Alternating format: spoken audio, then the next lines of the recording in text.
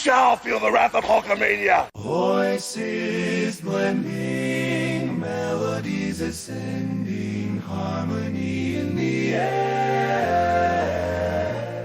Our songs are never ending. In the barber shop we create magic. Brad and John show, yeah, it's pure classic. No instruments needed, just our vocal range. Notes flying high, it's our musical exchange. Tracy's station may try, but they can't compete. Our barbershop style, it can't be beat. Oh, the harmony of voices, so sweet. In the barbershop of life, our tunes will repeat. No need for instruments, no need for a band. Just the Brad and John show, the finest in the land.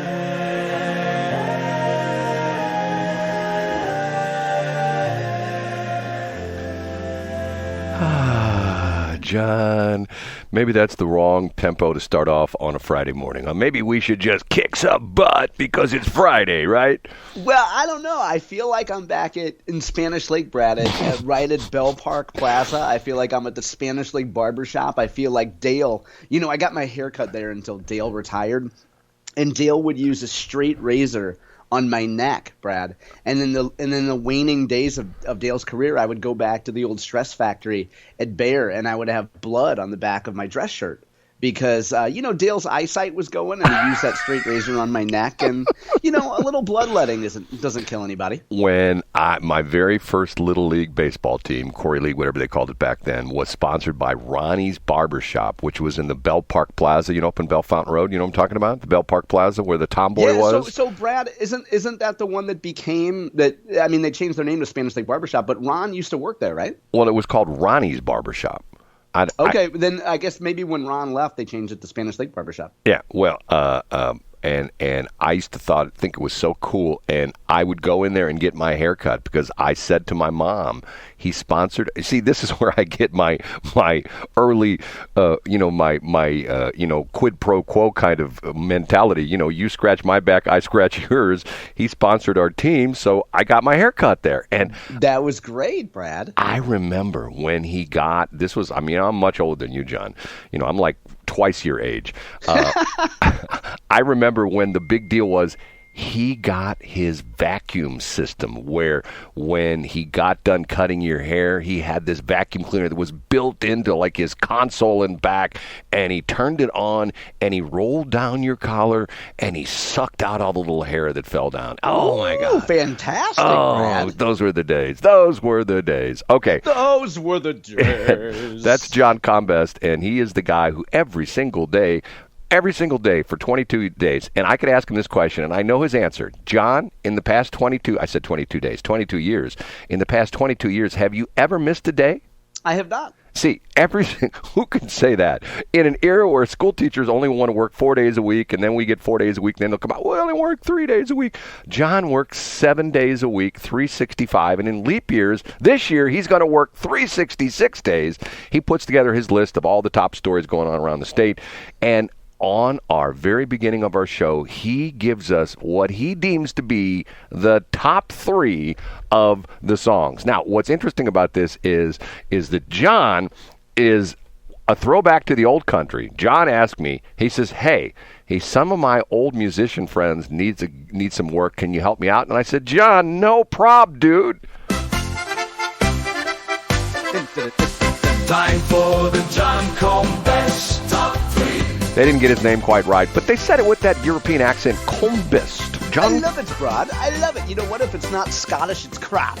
John Combest. And here he is, and then we bring along another important person. This guy comes in the studio, no attitude. He doesn't care if somebody's dog just died. He walks into the studio and says... And here they are. And he starts off with... In third place. Brad, at the end of the week, you're going to have a few less dollars to go to Ronnie's Barbershop and tip good old Ronnie some cold hard cash. You know why, Brad? You know why in St. Louis and St. Charles County New tax. you're going to have a few less bucks? What, new tax?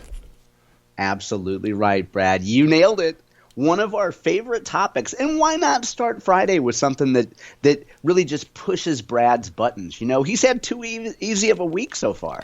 Brad, mercifully, a judge in St. Louis County decided that St. Louis County and St. Charles County can go right ahead and stack another tax on top of the existing marijuana municipal and state tax. This is the muni tax. And can I give a brief description of this? Yeah, please do. Okay. The state takes, when you go buy marijuana, gummies, whatever, at your neighborhood dispensary, the state takes what, 12%? Wasn't it? Isn't it? Is it 10 or? No, I think the state piece is 6%. That's right. It's 6%. Okay. I'm thinking 10% because that's what they want with the gambling tax. Okay. 6%. Okay. So, no, I think it's more than that. Maybe you're right. No, okay. I think the state percent. We can look it up on break.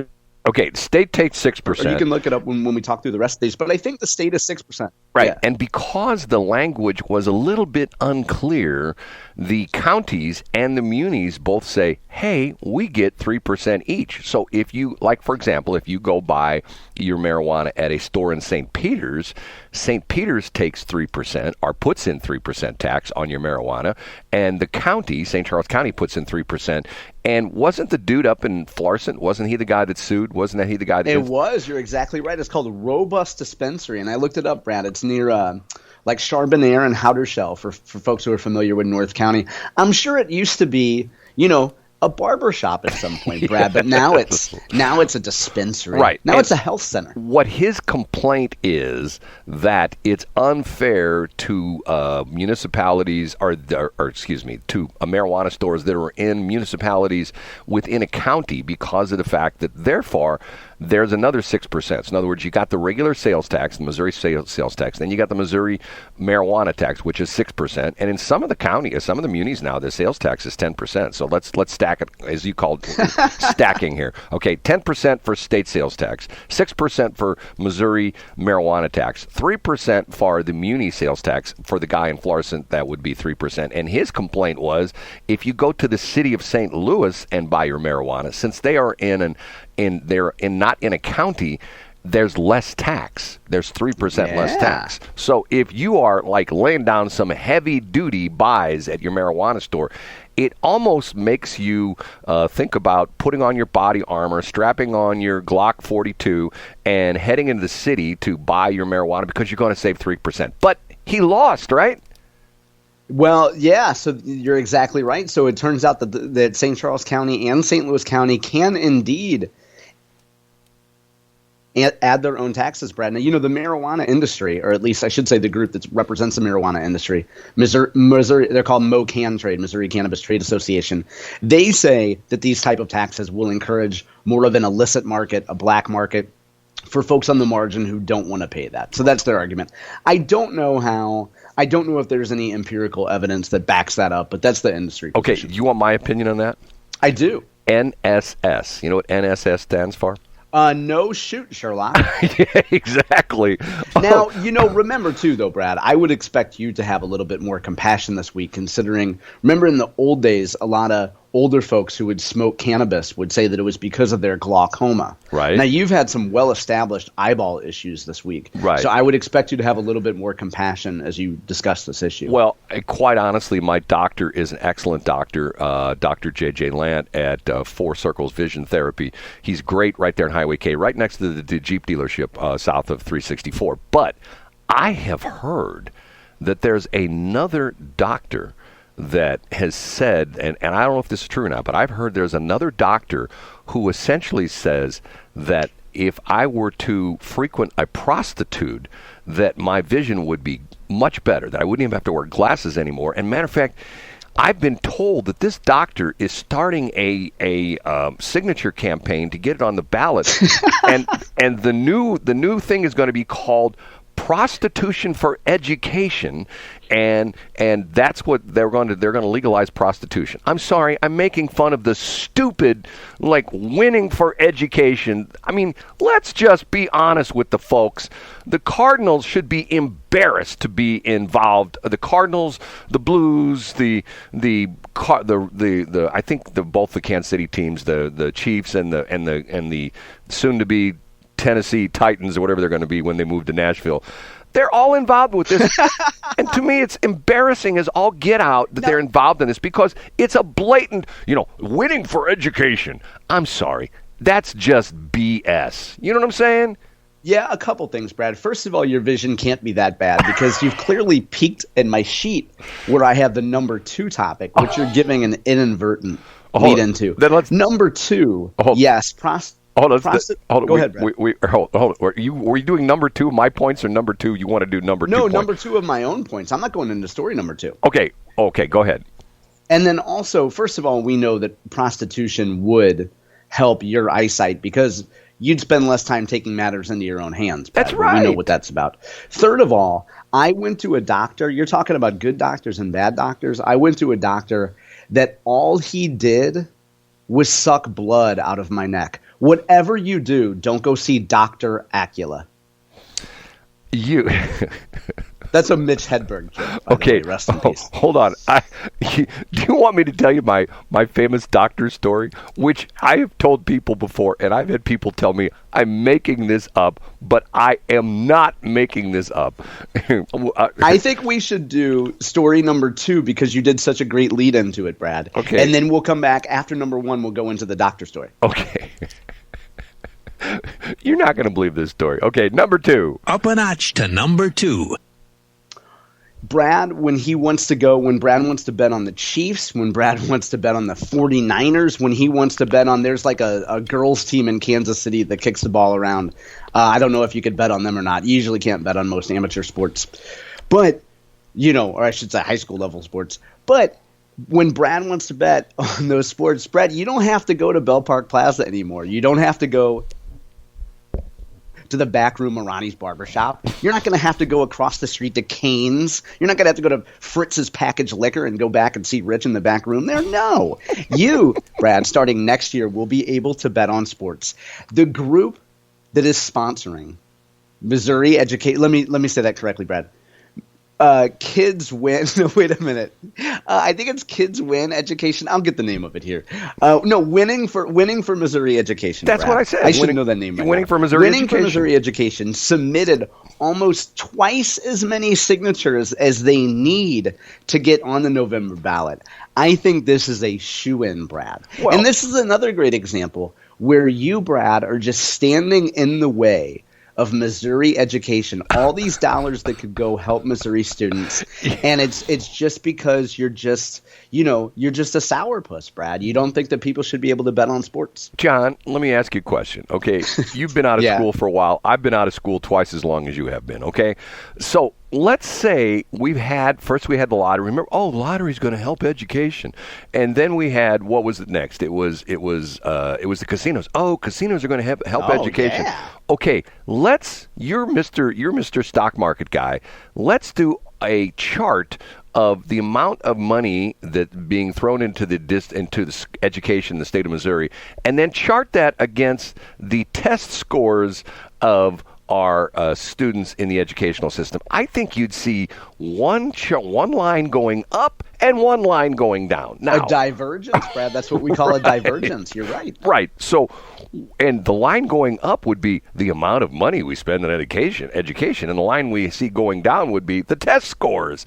So, to me, this is just blatant. I mean, like I said, I make fun of my prostitution but you know what? Once again, I've told the story before. You've heard me say this again. I'll say it again. As a young guy graduating from Hazelwood High School, if someone came up to me and said, Brad, I am Nostradamus of Missouri, and I can tell you the future. There'll be a time in Missouri where you'll be able to play the numbers game. You'll be able to go into your neighborhood Quickie Mart and buy a ticket for gambling, for lottery. And then there'll be a day when you'll be able to go to a casino in Missouri. And then there'll be a day where you'll be able to smoke marijuana. You'll be able to just buy it at the store. And if you got kids in Francis Howell School District, you can toke as you sit in the line waiting for your kid to come out of school. I go, dude, you be tripping. There's no way that's going to happen in the state of Missouri. And now we're going to have legalized gambling. I mean, as far as sport, Brett, and I thought of that exact example the other day with all the SLU stuff going on. Can you imagine? I had some of my best friends went to SLU when I was down the street at WashU, and occasionally, Brett, I would slum it with them. You know what I mean? I'd slum it, and I'd go down Lindell and hang out with the SLU guys. Could you imagine telling those guys 25 years ago, somebody at SLU, hey, guess what? We're going to have the Great Issues Committee here, which just had Margaret Thatcher on campus. In 2024, get this, we're going to have a guy in a dress come perform. And people be like, oh, you mean like Milton Berle? Nah, not exactly. And then a couple weeks later, we're going to have a group of people that are chanting from the river to the sea and, a lot of anti-Semitic talk. Really? You guys are going to have Nazis on campus? I bet the city's going to shut that down. Not exactly. Yeah, instead the city participates in that. Okay, and finally, the number one. A wonderful show from the early 2000s, Brad. You might remember it, The Man Show. Do you remember that? Oh, yeah. That was the Adam Carolla and Jimmy Kimmel, right? Groundbreaking. Right. And that's right. So Jimmy Kimmel has apparently... Go ahead, Brad. No, it's amazing that Jimmy Kimmel has not been kicked off the air because of all the political correctness, because he violates every rule in the book. Oh, but Brad, he atoned for his sins. He makes fun of Republicans. He's, Adam Carolla is still on the bad guy side. He's still speaking frankly and honestly. But Jimmy Kimmel now apparently has a show. I don't watch late night television, but Jimmy Kimmel apparently has a show. And the other day, Brad, he made fun of a Missouri political candidate. Do you know who he was making fun of? Jay Ashcroft. No, that's a very good guess, though. Will Scharf. Donald Trump attorney Will Scharf. And by the way, I found this story on Will Scharf's Instagram. So Will Scharf actually highlighted this himself. He's got a great sense of humor about himself. You can follow him on his Instagram. I have a link up today. It's the top link on my website today. I linked to the Jimmy Kimmel show where he makes fun of Will Scharf, and a number of people sent it to me because they thought it was funny and they know that Will can poke fun at himself. But when Will gets on a television show, Will occasionally, like when the camera cuts to him, he'll go from kind of a dry look to an instant smile. It's kind of just I think a familiar facial pattern for him to do that. So the Jimmy Kimmel team did a super cut of cameras cutting to Will and Will going from kind of a deadpan face to a smile. And Jimmy Kimmel's punchline was that Trump attorney Will Scharf is the first AI-generated lawyer or something to that effect, And it was kind of funny because it was a funny cut of stuff. But again, Brad, it reinforces the fact that Donald Trump has an attorney named Will Scharf. So if you're a guy like Will Scharf who can laugh at himself, this is certainly a positive for Well, aren't they making fun of him? And it gives you a chance to kind of poke fun at yourself. Well, aren't they making fun of him because, see, here's my theory on that. I've seen that before, too, where he has this smile. Don't you think that's done because of coaching? Don't you think that there's somebody saying, now, Will, when you get on TV, you need to not be so serious looking. Even though you want to be the attorney general, you can't have that dour look on your face. I disagree with that, Brad. I think that actually if he had been coached about it, he wouldn't do that. I think that he would go gradually into a smile, and I think he would think of something that genuinely made him smile.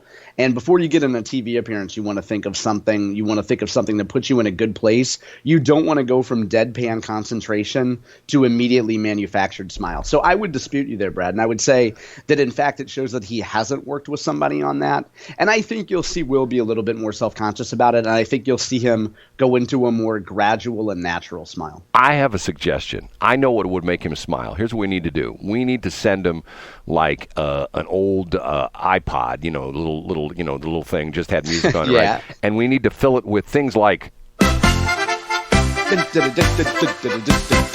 for the John Combe Best Top 3. And Will would hear that and go, "Whoa, boy, that puts me in a good mood. Oh, I got a smile on my face now. I love it, I love it, I love it." What do you think, John? You think that might work? For all we know, Brad, he already has that downloaded and he plays it as an audio file just for fun. Okay, we got to take a break. 7:21. Hello, West